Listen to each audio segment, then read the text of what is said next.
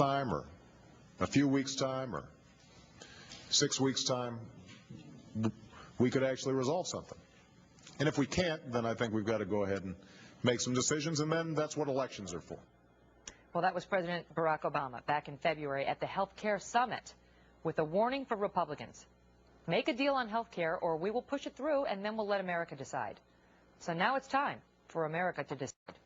Shannon Breen, live in Washington, with how some of those decisions are shaping up, in particular with respect to the so-called Stupak 5, Shannon.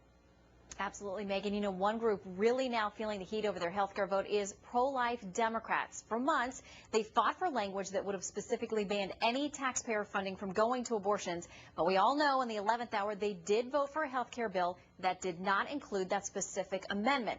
Pro-life group, the Susan B. Anthony list, is now targeting these 6 Democrats who flipped, saying they caved when it counted.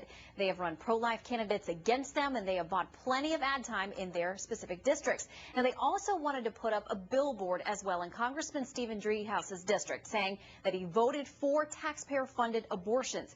Dreehouse, fighting back now, has filed a complaint with the Ohio Elections Commission, but the group behind the ad says members like Dreehouse simply didn't think they'd have to answer for their vote. Now they have a very strong idea because their vote is having tremendous consequences in these districts. And the only way that they seem to be able to handle the issue is to tell us to shut up.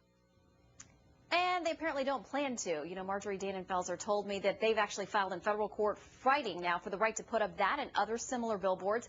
In some of these races, though, it's important to note the Democratic establishment has actually pulled its funding, and polling shows now that many of these candidates in these specific races are in trouble.